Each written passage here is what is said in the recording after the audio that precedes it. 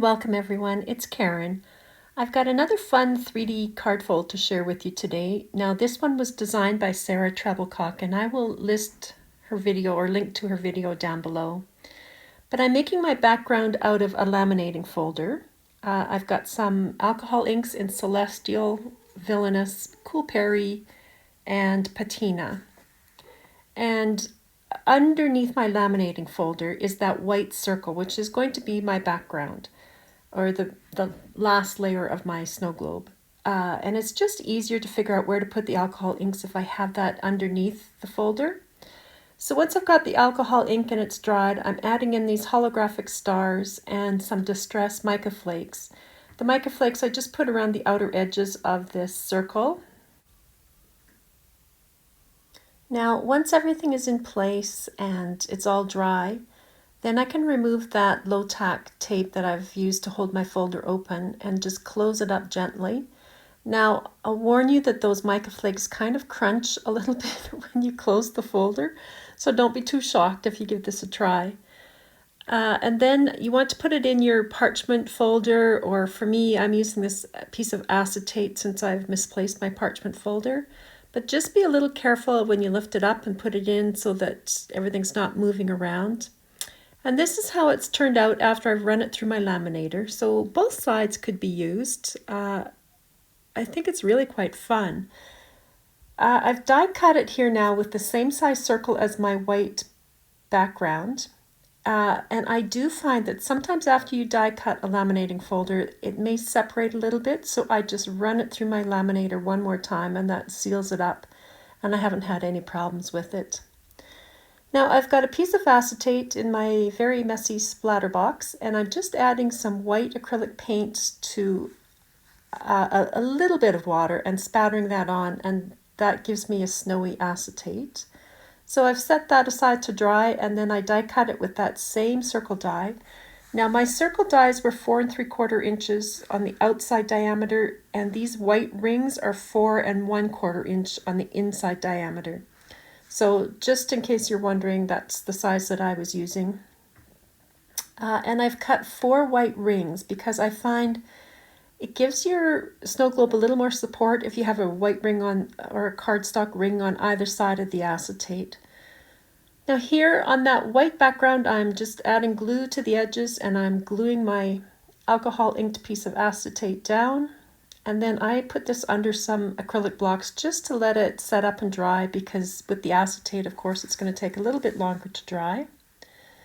And while that was drying, I put some glue on one of my rings, added the acetate, and then some more glue over that circle, and added the last layer of white circle to the top. So that acetate is sandwiched between the 2 cardstock layers. And I put these under blocks to dry as well. Okay, so here are my notes for making the snow globe card. You may want to take a screenshot of this.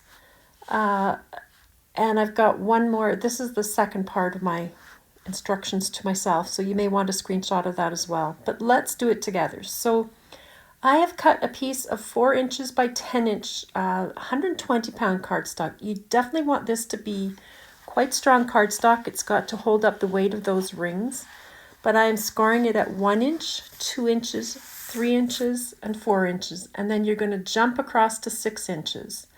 So that 4 to 6 is going to be the base, and then we're going to score at 6 inches, 7 inches, 8 inches, and 9 inches.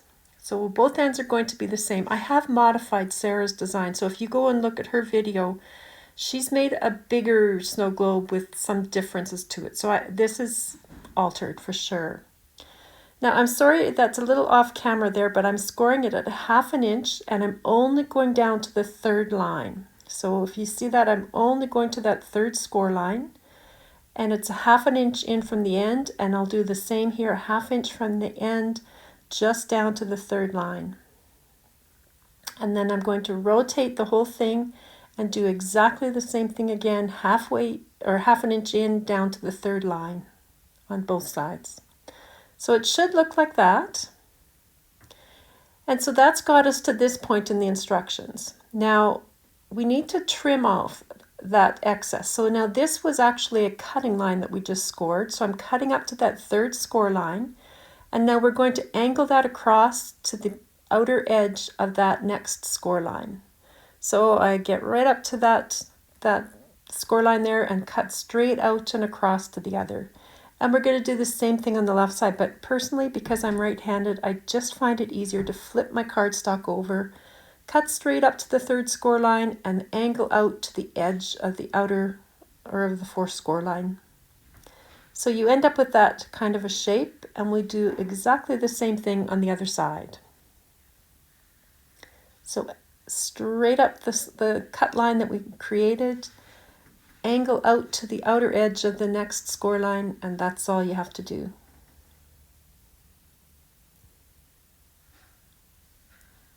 So it's actually pretty simple so far, this card.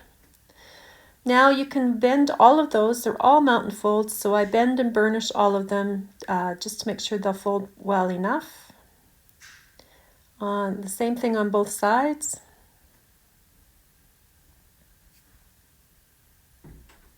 And then when you fold them up, you should end up with a shape that's like this.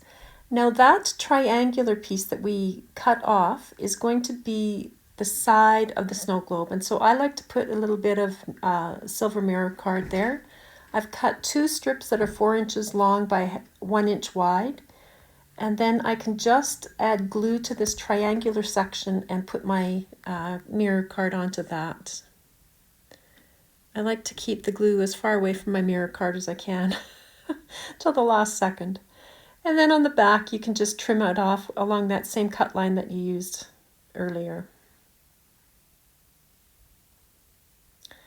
So I've done that to both sides. So now when I roll this up, you should be left with something that looks like this when it's all folded in. So mirror card on both sides. Now on those last flaps, I'm going to put some glue. Now I have folded it at the second fold line in. It was down on the bottom under my hand, and then I fold the base right up and over to catch that glued section. So you're rolling it all the way in. So here again, I've got glue on the very first section. If I fold it down at the second score line and then fold the base up and over, it will pick it up exactly where it needs to be picked up. And then you can use your bone folder just to really burnish that glue. Make sure it's sticking in. And it should be like that. Now on the inside here, I'm putting some double-sided tape. So on both of these sides, I'm putting the tape. So now there's what we've got. So it's glued on the bottom and then taped on the inside. Okay, now guys, I'm sorry, this part I find so hard to explain, but I am making a snow globe card that will fit into a 5 by 7 inch envelope. So I have put a piece of masking tape along the 7-inch mark on my scoreboard because I don't want to go past that. Now I've got that background circle lined up, pushed up against the top edge, and I can see here that the base goes to about the 3-inch mark. So I'm only going to put some double-sided tape up to that 3-inch mark. So that's all I'm doing there, is putting the tape where I want it to go so it won't extend up and over past the base. And I'm trimming it off from the excess. Now I've left this in to show you. I actually put it too far to the left and right there, or the top and the bottom. So I just had to take that little bit off so it won't go past where the base ends. So I'm just eyeballing this now, making sure it's pressed up to the top, and then I can remove the release paper on that double-sided tape. So I'm just holding that background in place, and now I can press my base into it. So the base is actually pressed up on the left side against my scoreboard, and the background is pressed against the top. And then I can really burnish that fold, or that tape. Now this second ring, this is what I find so hard to explain. It doesn't go right to the top. It comes down because when the card is folded, the base moves. So where that circle is attached will change. So what I do is I take this release paper off on the front side, and I've sort of I had sort of eyeballed where that would go, but now I'm putting it back in, and I find this the easiest way. I basically am just lining up where I want that circle to go, and you have to kind of look right down on it. And then make sure that your base is upright as much as you can get it to go, and press that front piece into your acetate. Now, because it's acetate, you actually have a little bit of wiggle room. So I put it there, and then I thought, no, it needed to go a little bit over. So you can wiggle it around just a bit. So I haven't really pushed hard on that, but I'm just trying to make sure that it's where I want it to go. And if it is, then I take the release paper off the back, and then I will sandwich this middle layer down completely. And really give it a good press. And so you can see there, that's where it ended up. Now it's not super easy to explain that to you. I'm sorry. But basically when it's standing upright, it should look level when you look straight at it. And it's tough with this, the camera angle and everything, but when you're looking straight down on it, it does look better. Now you can see that on this first one, that silver cardstock will show through. So I happen to have a scrap piece of cardstock I'd used for something else that had a sort of hilly snowbank cut from it. And I've just put that in behind there to disguise or to cover up the silver, and I'm just cutting around that. I didn't pencil mark it or anything, I just cut it, and I'm gluing that onto my ring. And that will hide that silver base. So you may want to think about cutting a little snowbank or two for these. So now I can see where that will go, and I'm eyeballing again like I did before, kind of making sure that that's level, and I'm looking at where that ring will end. So now I can put a piece of double-sided adhesive tape up on the top where it's going to be hidden by the snowbank. And then for this one, because I had looked to see where it was and I knew it was going almost right to the bottom, I've just put it down in my scoreboard and flattened it, and I'm attaching it where I think it's going to go.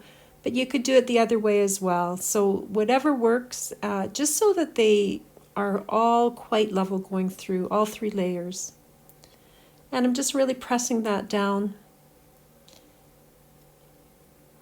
And you do want to bend these a little bit, make the folds go. You can see how flat this will go to get into an envelope. It's really pretty good. But just bend and fold it in both directions so that it stands up nice and straight. And so now all that's left to do is to add your die cut images or stamped images, whatever you choose to put in here. I did put a snow border on this last layer as well, which probably would have been easier to do before I glued it in. But I'm using the Enchanting Christmas die cuts for this, and here is the pine cone border die that I've die cut out of white card, and I decided to just add that in for a little bit more interest on that first layer. So I'm just penciling where that circle will go, and I just cut that right out and added some glue to the back of my white die cut, or my white snow globe circle, and I'm just putting the die cut onto that so that I know it's only on the white part of it's not on the acetate.